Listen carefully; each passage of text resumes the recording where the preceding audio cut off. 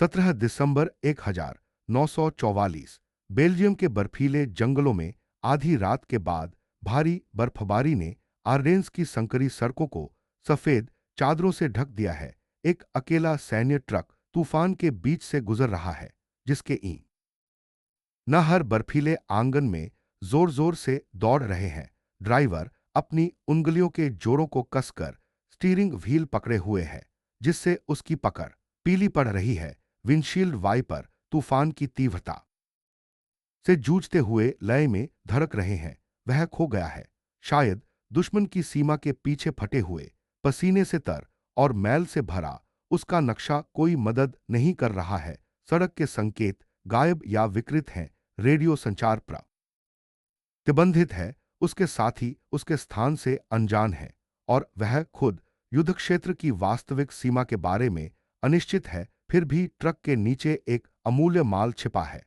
Gallon gallon उच्च octane ईंधन अमेरिकी की टैंकों, ट्रकों और तोपों के लिए पेट्रोल, जो लगभग खत्म होने की कगार पर है। ठंड से लड़ रहे, घिरे हुए और लगभग निराश सैनिकों के लिए ईंधन परिणामों से अनजान। यह ड्राइवर एक निर्णायक फैसला लेने वाला है। अब वापस मुड़ना, ईंधन खत्म हो जाना या पकड़ा जाना। हिटलर के कुलीन पेंजर डिवीजनों को मित्र देशों की सीमा में घुसपैठ करने के लिए अंतिम हताश अग्रिम की अनुमति दे सकता है। यदि सफल रहा तो यूरोप में द्वितीय विश्व युद्ध का पाठ्यक्रम नाटकीय रूप से बदल सकता है, यहां तक कि इतिहास को नया रूप भी दे सकता है। फिर भी सभी बाधाओं के बावजूद एक अकेले आदमी द्वारा किया गया यह गुमराह मोड़ द्वितीय विश्व युद्ध के सबसे खूनी युद्धों में से एक में एक महत्वपूर्ण मोड़ को चिन्हित करेगा।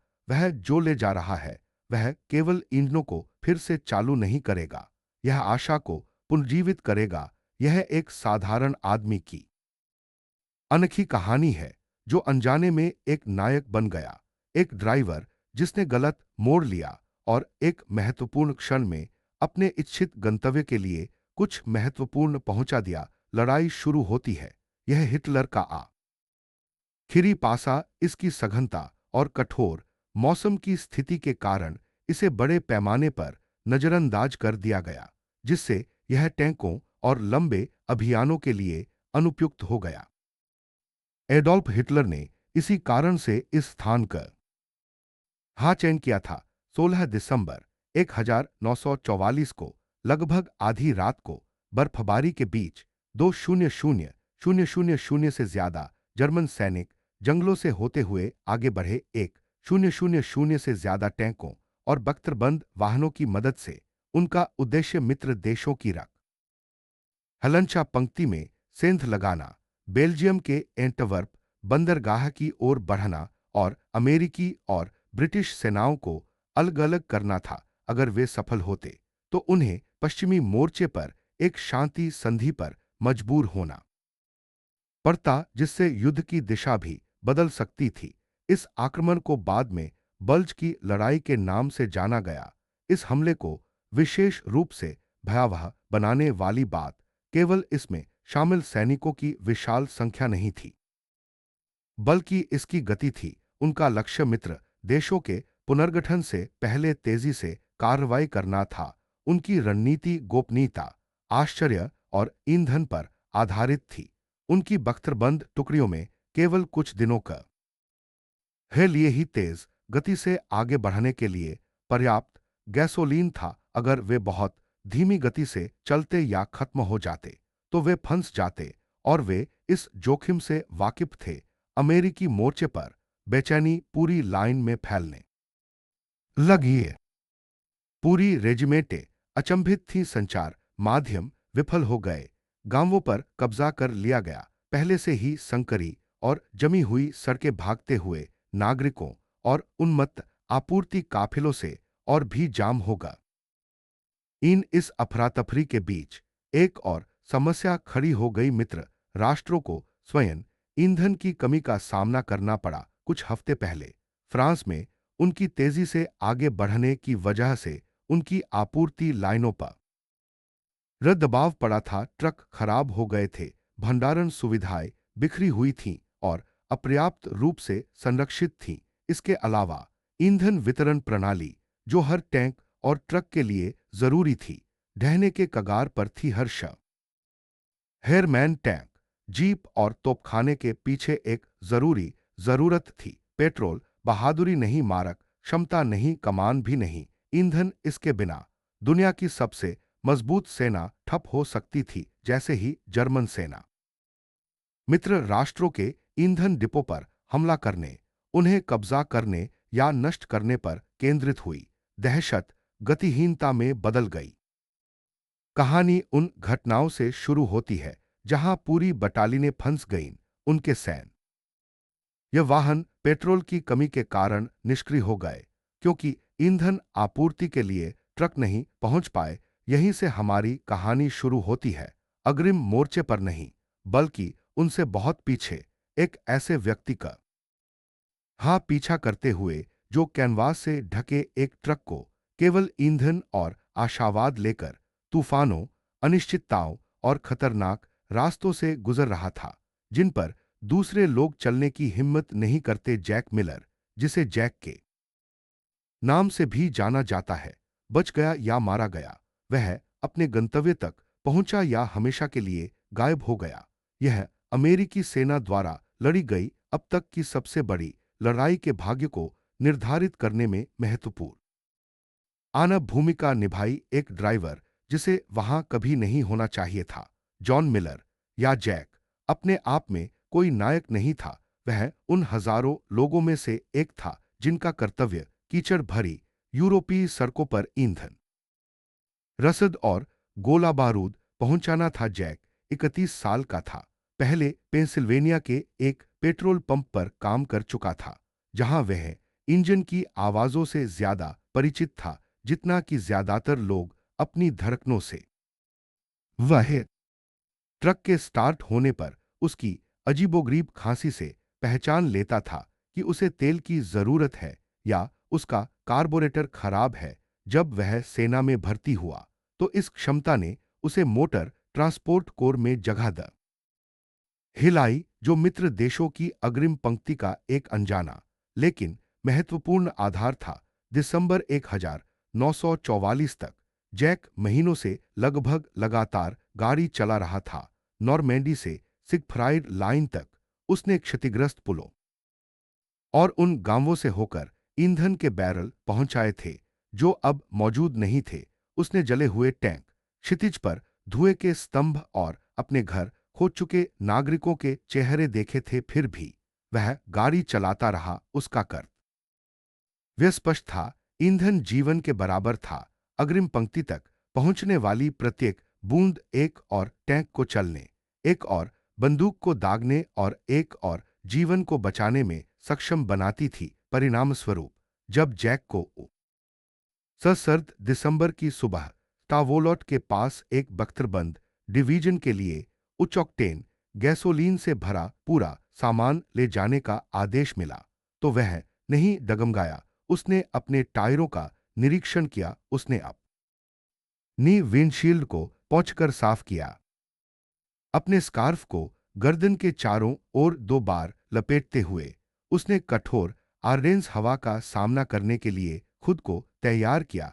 अपने ट्रक में चढ़कर उसने इंजन चालू की या और उसे फिर से चालू होने दिया। आगे का रास्ता सीधा लग रहा था। 3 घंटे की ड्राइव, 2 चौकियों को पार करना, एक डिलीवरी करना। फिर भी युद्ध शायद ही कभी अपने इच्छित मार्ग पर चलता है। पहले ही जर्मन आक्रमण ने पूरे क्षेत्र को अशांत कर दिया था। साइन पोस्ट या तो गायब कर दिए गए थे या अमेरिकी सैनिकों के वेश में दुश्मन के गुर्गों द्वारा धोखे से बदल दिए गए थे। संचार लाइनें जाम हो गई थीं और आपूर्ति मार्गों को दर्शाने वाले नक्शे, जो कुछ दिन पहले छपे थे, अब जमीनी स्थिति को नहीं दर्शाते थे।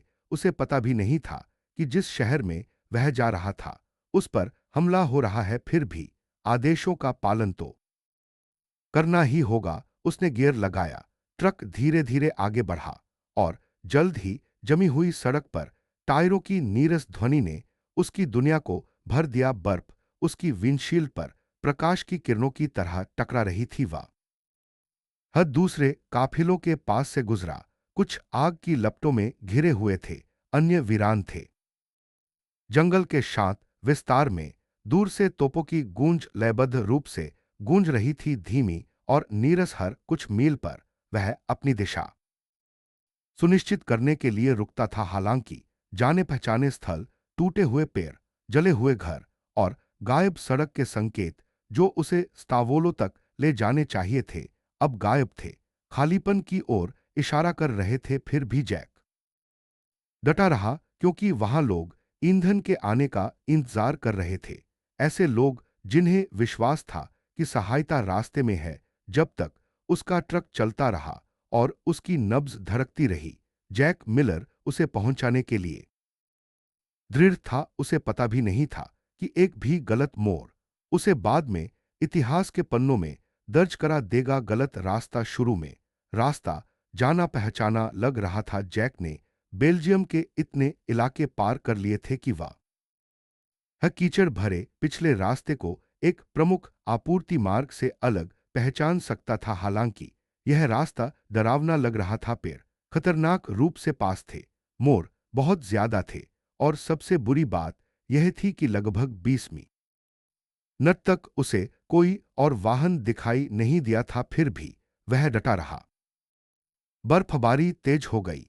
भारी बर्फ के टुकड़े विंडशील्ड पर धुएं की तरह घूम रहे थे। हर बार पहुंचने पर वाइपर चीख रहे थे। आगे बढ़ते हुए उसने अंधेरे में किसी भी तरह के मार्गदर्शन की तलाश की। कोई साइन पोस्ट, लैंडमार्क या उसके रास्ते की पुष्टि करने वाला प्रकाश स्तंभ। शून्यता व्याप्त थी।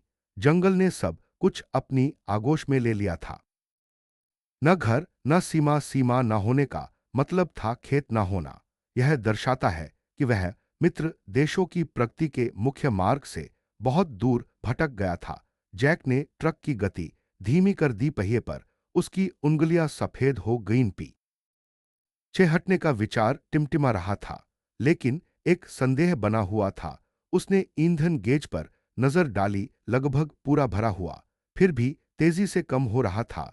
यह वाहन एक युद्धपोत की तरह गैसोलीन पी रहा था। और यहां बर्फ में अलग थलग थकावट का मतलब था स्वहस्ताक्षरित मौत का वारंट। उसने सड़क के एक मोड़ के पास गाड़ी खड़ी की और बर्फ के ढेर में उतर गया। ठंड उसके दस्तानों को भेद रही थी। उसने एक कैनवास का नक्शा खोला और उसे ट्रक के बोनट पर टिका दिया।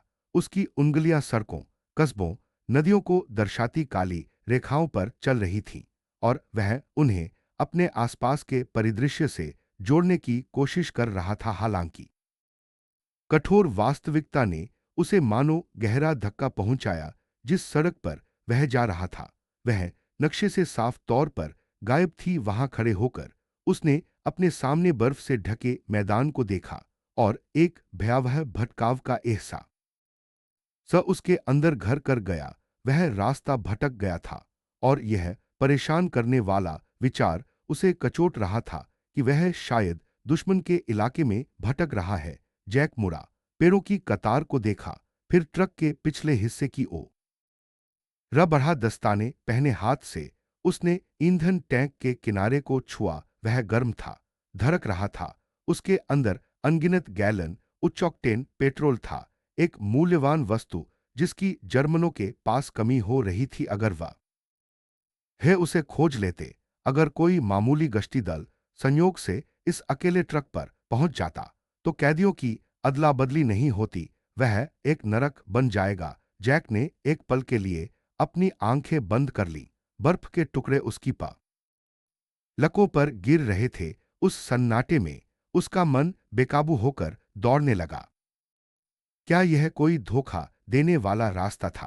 क्या दुश्मन तोड़फोड़ करने वालों ने काफिलों को गुमराह करने के लिए संकेतों की जगह बदल दी थी? उसने जर्मन सैनिकों के बारे में फुसफुसाहटें सुनी थी, जो अमेरिकी वेश में संकेतों में फेरबदल कर रहे थे और गुमराह करने वाले निर्देश दे रहे थे। उसने एक हफ्ते पहले ही एक चेकपॉइंट पर गलत पासवर्ड बताने पर एक सैनिक को गोली लगते देखा था। वह वापस ट्रक में चढ़ा, दरवाजा बंद किया और इंजन चालू किया। इंजन के फिर से गड़गड़ाने से पहले कुछ आवाज हुई। इस आवाज ने उसे कुछ हिम्मत दी। हादा नहीं, पर काफी उसके पास एक विकल्प था। स्थिर खड़ा रहा, इस उम्मीद में कि मदद आ जाएगी। रास्ता बदल लिया और शायद किसी मुश्किल रास्ते पर वापस चला गया या अकेले अनजान रास्ते पर आगे बढ़ गया। उसन हे डैशबोर्ड पर 2 बार थपथ पाया। चलो लड़की, वह धीरे से बोला, अभी हमारा काम खत्म नहीं हुआ है। यह कहकर उसने गियर बदला और आगे बढ़ गया, एक अनजान रास्ते पर, एक ऐसी जगह की ओर जिसे वह पहचान नहीं पा रहा था। माल ढो रहा था जो अगर गलत हाथों में पड़ गया तो जंगल में आग लग सकती थी। उसके टायर के निशान उसके पीछे नई बर्फ में धुंधले पड़ गए। आगे पेड़ घने हो गए, हवा तेज हो गई और रात और भी गहरी हो गई। फिर भी वह सन्न हाटे में घिरा हुआ गाड़ी चलाता रहा। सड़क सिकुड़ रही थी, पेड़ करीब आ रहे थे और उनकी मुड़ी हुई शाखाएं ऊपर छतरी बना रही थीं। जैक ने अपनी हेडलाइट्स बंद कर दी।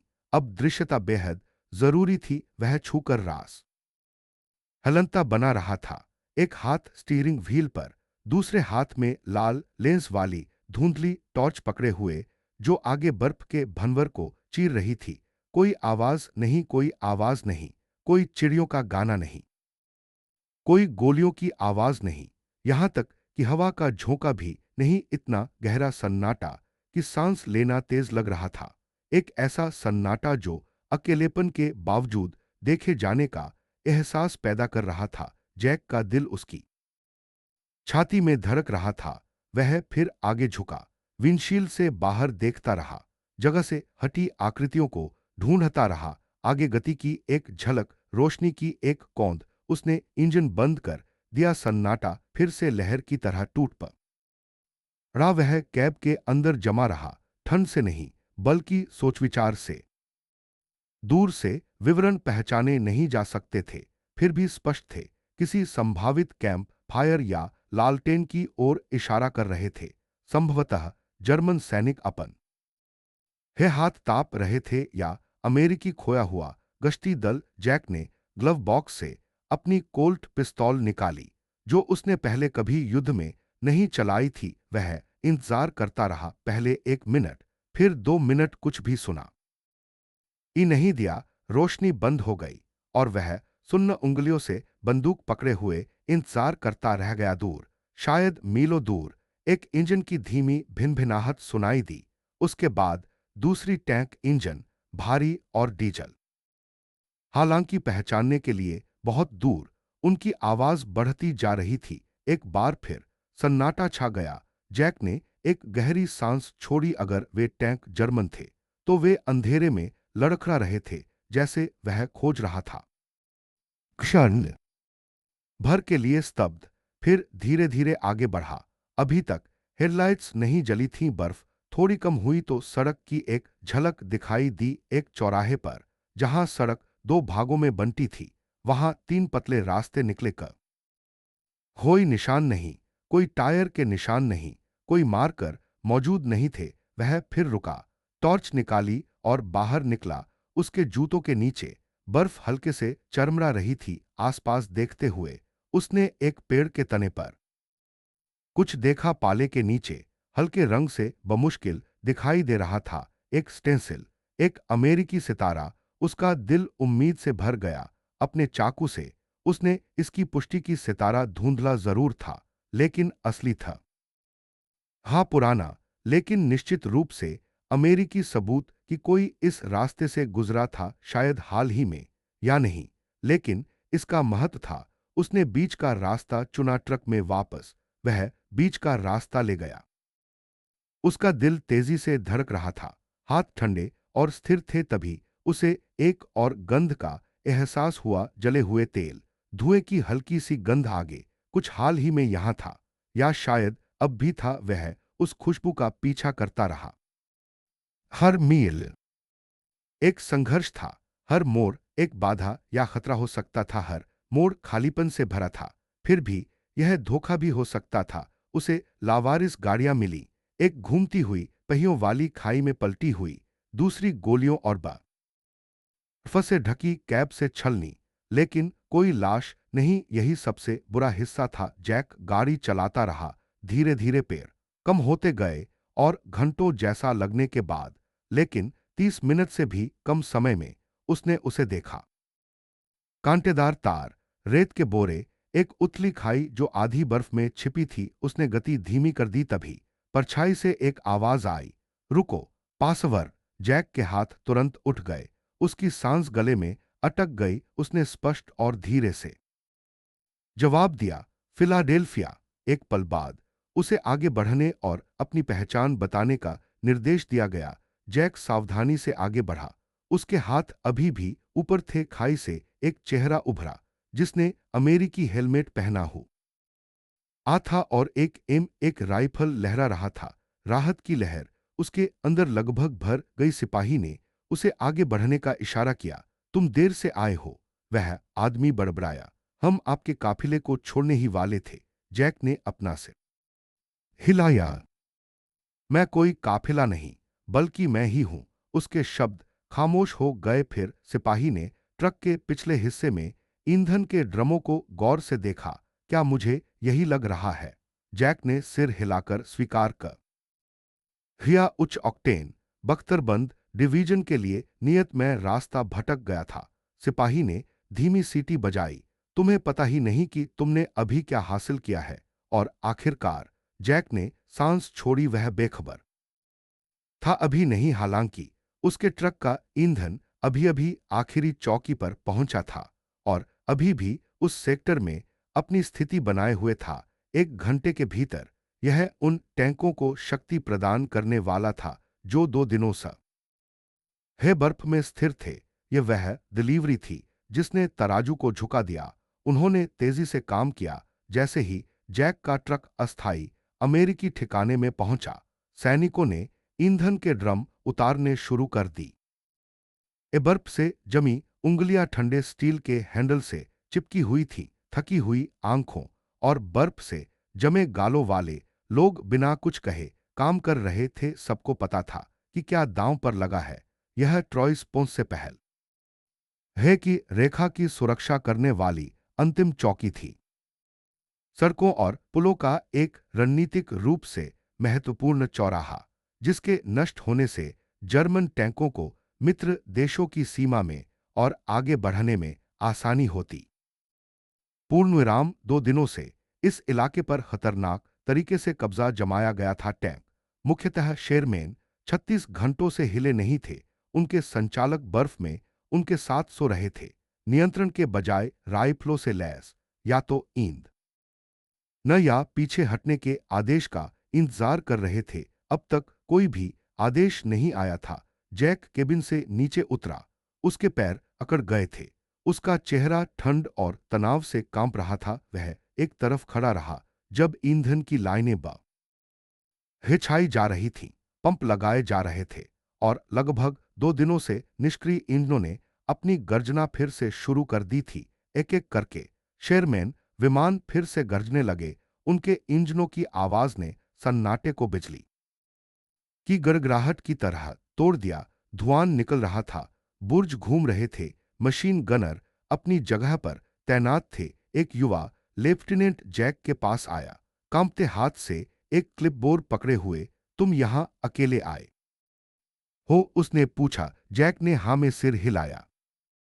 अफसर ने ट्रक और फिर आगे बढ़ते टैंकों पर नजर डाली जो युद्ध की तैयारी कर रहे थे। यह अकल्पनीय है, उसने टिप्पणी की। फिर भी ऐसा नहीं था। यह हुआ और यह ठीक सा मय पर हुआ। 1 घंटे के भीतर हिटलर के शस्त्रागार में अपनी क्रूरता और दृढ़ता के लिए जाने जाने वाले काम्फ ग्रुप पीपर की जर्मन बख्तरबंद टुकड़ियों को आते हुए देखा गया। उन्होंने स्टावोलोत पर कब्जा कर लिया था। वे ईंधन के लिए तरस रहे थे, तोड़ने के लिए दृढ़ थे। अनजान वे अनजाने में आगे बढ़े।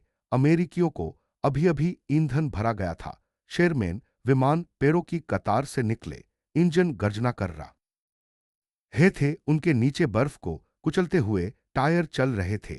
उन्होंने सड़क के दोनों ओर जाल बिछाकर खुद को तैनात कर लिया और इंतजार करने लगे। जब जर्मन आए तो उन्हें चुपचाप आत्मसमर्पण की उम्मीद थी। उनका स्वागत गोलियों से हुआ, टैंकों के नालों से गोले फटने लगे, हर पहाड़ी से मशीनगनों की गड़गड़ाहट सुनाई दी। अमेरिकी प्रतिरोध के अचानक उभरने से दुश्मन अफरातफरी में पीछे हट गया। जैक द्वा राह पहुंचाया गया। ईंधन उन्हें गतिशीलता प्रदान करता था, इससे उन्हें सुरक्षा मिलती थी, इससे उन्हें लचीलापन मिलता था।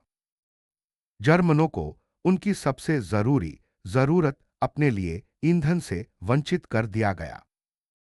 पूर्णविराम आर्डेन में हिटलर का जुआ तेजी और आश्चर्य पर टिका था। कोई भी रुकावट उसके पतन का कारण बन सकती थी। उस दिन उसके पतन की शुरुआत हुई। अब इतिहासकार इस बात से सहमत हैं, इस छोटी सी मुठभेड़ ने कामफग्र हुप पीपर को ट्रॉय स्पॉन्स और स्पा के ईंधन डिपो तक पहुंचने से रोक दिया। ईंधन के बिना जर्मन सेना बर्फ में रुक गई, जिससे उन्हें अपने वाहन छोड़कर पैदल भागने के लिए मजबूर होना पड़ा। कई पकड़े गए, कुछ ठंड से मर गए। जैक मिलर ने न तो कोई हथियार चलाया, न कोई आदेश दिया और न ही जानबूझकर आपूर्ति मार्ग छोड़ा। हालांकि सही जगह पर समय पर पहुंचाए गए ईंधन ने युद्ध के एक अहम हिस्से को प्रभावित किया और उसे एक अलग नतीजे से बचा लिया। उन्होंने रात चौकी पर बिताई, अपने ट्रक के केबिन में सोते हुए। अगले दिन उसकी नींद खुली तो एक अफसर ने हाथ बढ़ाकर एक ऐसी बात बताई जो वह हमेशा अपने साथ रखता था। तुमन हे एक बटालियन बचा ली, उस आदमी ने कहा। बस तुम्हें अभी तक इसकी जानकारी नहीं है। जैक उस घटना के बारे में कम ही बातें करता था। युद्ध के बाद वह पेंसिल्वेनिया लौटा, शादी की, 2 बेटों का पिता बना, ट्रक चलाए। हालांकि इस बार बर्फ, गोलीबारी या घात के खतरे के बिना उसने कभी पदकों की चाहत नहीं की। उसने कभी हीरो होने का दावा नहीं किया। हालांकि दस्तावेज इस सब की पुष्टि करते हैं। सामान पर पहुंचाया गया, टैंकों में ईंधन भरा गया, एक लाइन बनाए रखी गई और इस बदलाव ने सब कुछ बदल दिया। हिटलर के अंतिम आक्रमण का पतन 19 दिसंबर तक जर्मन युद्ध मशीन की क्रूरता कम होने लगी थी। उसका हमला जोरदार तर हीके से शुरू हो गया था। 2 लाख सैनिक, 1000 से ज्यादा बख्तरबंद गाड़ियां। उन्होंने आर्डेन्स में मित्र देशों की अग्रिम पंक्ति पर एक विनाशकारी प्रहार किया, जिससे रक्षात्मक रेखा में एक गहरा गड्ढा बन गया, जिसने इस युद्ध को अपना नाम दिया। फिर भी उस हथियार में न तो पकड़ थी, न रसद, न ही पुनः आपूर्ति। हालांकि हिटलर की अंतिम रणनीति ने घबराहट, भ्रम और उथल-पुथल के बीच शुरुआती सफलता दी खाई, लेकिन इसमें एक एकमात्र घातक दोष था, चुराए गए ईंधन पर निर्भरता। जर्मन कमांड इस कमजोरी को जानता था। उन्होंने हर मील, हर गैलन की सावधानीपूर्वक गणना की थी। उनके पास एंटवर्प तक अपने टैंकों के हो आगे बढ़ाने के लिए पर्याप्त ईंधन था, लेकिन लौटने के लिए आवश्यक भंडार का अभाव था। उनका एकमात्र विकल्प रास्ते में दुश्मन के ईंधन डिपो पर कब्जा करना था, ट्रॉयस्पोर्ट के पास वाले डिपो की तरह, जो अब भारी रूप से किलेबंद थे। डिपो जो अमेरिकी सेनाओं द्वारा सुरक्षित थे, जो ठीक समय पर पहुंचे। उस ईंधन के बिना जर्मन टैंक लड़खड़ाने लगे। बर्फ में टैंक चलना बंद हो गए। चालक दल उन्हें छोड़कर पैदल आगे बढ़े। कुछ क्षेत्रों में कुल मिलाकर उन्होंने 100 से अधिक टैंक और बख्तरबंद वाहन छोड़ दिए। पाइपर कुछ अन्य लोगों के साथ पैदल ही भागने में सफल रहा।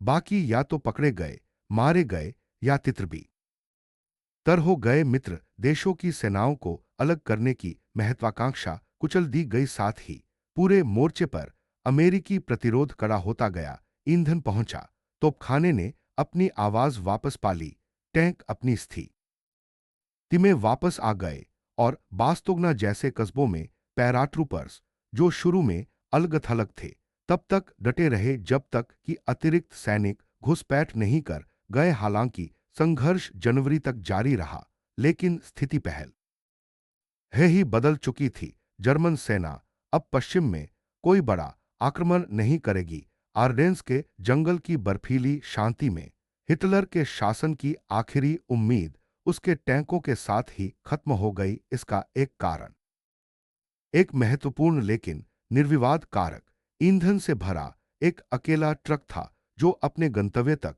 पहुंच गया था। यह आपूर्ति किसी जनरल या रणनीतिकार द्वारा नहीं, बल्कि एक ऐसे व्यक्ति द्वारा की गई थी जिसके हाथ बर्फ से जमे हुए थे और उसे दृढ़ विश्वास था कि यह कार्य महत्वपूर्ण बना रहेगा, भले ही नक्शा समझ से परे हो गया हो। इतिहास की किताबों में बल्ज की लड़ाई को आमतौर पर लड़ाइयों, सेनापतियों और रणनीतियों के लिए याद किया जाता है। हालांकि यह युद्ध केवल सेनापतियों या अग्रिम मोर्चे पर तैनात सैनिकों द्वारा ही नहीं लड़ा गया था, बल्कि रसोइयों, रेडियो ऑपरेटरों, चिकित्सकों और ईंधन ट्रक चालक होन जैसे सहायक कर्मियों द्वारा भी लड़ा गया था, जो तर्क के अनुसार पीछे हटने का सुझाव दिए जाने पर भी बहादुरी से आगे बढ़े। इन विस्मृत सैनिकों में से एक जैक मिलर थे। हालांकि उनका नाम रणनीतिक होर्टो या युद्धक्षेत्र चर्चाओं में नहीं मिलता, लेकिन उनका प्रभाव कार्यशील मशीनों, चल रही बंदूकों और जीवित बचे सैनिकों में देखा जा सकता है। युद्ध हमेशा बड़े हमलों या चतुराईपूर्ण रणनीतियों से नहीं जीता जाता। कभी कभी यह विजयी होता है क्योंकि एक व्यक्ति डटा रहता है, जैसे कि एक व्यक्ति अपनी यात्रा को रोकने से इनकार कर देता है। बल्ज की लड़ाई में यह अज्ञात सैनिकों की कहानी थी। जनवरी 1945 के अंत में जब बेल्जियम के जंगलों में यह युद्ध समाप्त हुआ, तब तक 10 लाख से ज्यादा लोग इसमें शामिल हो चुके थे, जिसमें लगभग 19,000 अमेरिकी सैनिकों ने अपनी जान गंवाई और 47,000 से ज्यादा घायल हुए। 23,000 से ज्यादा सैनिक या तो बंदी बना लिए गए या लापता हो गए, जिससे यह संयुक्त राज्य अमेरिका की सेना द्वारा लड़ी गई अब तक की सबसे महंगी लड़ाई बन गई। फिर भी बास्तोग्ने और पैटर्न ही वो हैं जिन्हें दुनिया याद रखती है। घेराबंदी, बर्फबारी और मजबूत रक्षा ईंधन ट्रक और उनके ड्राइवर ज्यादातर गुमनाम ही रह जाते हैं। इन लोगों के नाम बहुत कम लोग जानते हैं, लेकिन उनकी शांत दृढ़ता ने इतिहास बदल दिया। जैक मिलर ऐसे ही एक व्यक्ति थे। 1945 के वसंत में घर लौटने पर उन्हें न तो स्वागत बैनर मिले, न मीडिया कवरेज, न ही कोई साक्षात्कार। वे पेंसिल्वेनिया के हैरिसबर्ग में एक ट्रेन से उतरे। उनके हाथ में एक डफल बैग था और ठंड के कारण वे लंगड़ा रहे थे। उन्होंने अपनी पत्नी को चूमा, अपने नवजात बेटे को पहली बार गोद में लिया और फिर एक हार्डवेयर कंपनी में डिलीवरी ट्रक चलाने की नौकरी कर ली। कई सालों तक उन्होंने उस कठोर सर्दी की घटनाओं के बारे में कभी बात नहीं की, शर्मिंदगी की वजह से नहीं, बल्कि इसलिए कि किसी ने कभी पूछताछ ही नहीं की थी उनके लिए। यह बस एक बर्फीले तूफान में एक मुश्किल सफर था। उन्होंने जिद की और यही काफी था। शायद यही असली वीरता का प्रतीक है, सम्मान या भाषण नहीं, बल्कि एक व्यक्ति का बिना पीछे हटे एक कठिन निर्णय ले ना के। दशकों बाद जब उनके पोते ने स्कूल प्रोजेक्ट के लिए युद्ध के बारे में पूछा, तो जैक ने पहली बार कहानी सुनाई। ईंधन, गलत मोड़, खाई पर गतिरोध। लड़के ने पूछा, क्या तुम्हें पता था कि तुम लोगों को बचा रहे हो? जैक ने बस मुस्कुराकर जवाब दिया, मुझे बस इतना पता था कि वे इंतजार कर रहे हैं। बात सीधी सादी, सीधी और किसी भी नाटकीयता से रहित थी, बस तथ्य। और यह एक ऐसा तथ्य है जिसका अपना महत्व है, क्योंकि युद्ध में विजय केवल वीरों द्वारा ही प्राप्त नहीं होती। यह उन लोगों द्वारा प्राप्त होती है जो आगे आते हैं, अपने वादे निभाते हैं, जब रास्ता भटक जाता है तब भी आगे बढ़ते हैं और महत्वपूर्ण क्षणों में सबसे महत्वपूर्ण कार्य करते हैं। भूले हुए सैनिक वास्तव में भुलाए नहीं जाते यदि हम याद रखें कि उन्होंने क्या प्रतिनिधित्व किया, उनके विश्वास, उनके दायित्व। सबसे गहरे अंधेरे घंटों में अनुस्वर जैक अकेला नहीं था। वहां जैक की भीड़ थी, बिना दस्ताने के बर्फ में काम करते, इंजन ठीक करने वाले, टूटे हुए चूल्हों पर खाना बनाते रसोइये, घायलों तक पहुंचने के लिए तोपखाने की गोलाबारी में रेंगते हुए चिकित्सक, आंसू बहाते हुए आपूर्ति सूचियां टाइप करते क्लर्क। ये किसी भी सेना के आवश्यक अंग हैं। हर जीत उनके कंधों पर टिकी है। जब हम बल्ज की लड़ाई का वर्णन करते हैं तो हमें केवल जनरलों और युद्धभूमि को ही नहीं भूलना चाहिए, बल्कि रात में चालकों को भी भूलना चाहिए, जो भटक गए फिर भी डटे रहे, क्योंकि कभी कभी दुनिया को बचाना असफलता के बीच डटे रहने जैसी बुनियादी बात तक सीमित हो जाता है। पूर्णविराम। जैक सफलता के कारण नायक नहीं था। वह नायक इसलिए था क्योंकि जब चीजें गड़बड़ा गईं, तब भी वह डटा रहा। उसकी कहानी का यही पहलू उसे चिरस्थायी आकर्षण प्रदान करता है। यह साहस के रहस्य को मूर्त रूप दे वह है। कभी कभी वह रास्ता जो सब कुछ सुरक्षित रखता है, वह इच्छित रास्ता नहीं होता। कभी कभी एक गलती किसी को इतिहास के पन्नों में धकेल सकती है। वर्तमान में उस जंगली रास्ते पर जैक मिलर की स्मृति मां हेन कोई प्रतिमा या पट्टिका नहीं है, और ईंधन के ड्रम गायब हो गए हैं। जिन टैंकों को उन्होंने संरक्षित करने में मदद की थी, वे अब ऐतिहासिक कलाकृतियां हैं। जिन सैनिकों की उन्होंने सहायता की, जो बच गए, वे या तो बूढ़े हो गए हैं या उनका निधन हो गया है। फिर भी उनका प्रभाव अब भी कायम है। यह पत्थर पर उकेरा हुआ नहीं है, बल्कि सिद्धांत में समाया हुआ है। तो अगर आप उस कैब में होते, ठंड से ठिठुरते, खोए हुए, डरे हुए, तो आप क्या करते? क्या आप रुक जाते? क्या आप पीछे हट जाते? या आप डटे रहते? इतिहास को हमेशा एक नायक की जरूरत नहीं होती। उसे बस एक ऐसे व्यक्ति की जरूरत होती है जो हार न माने।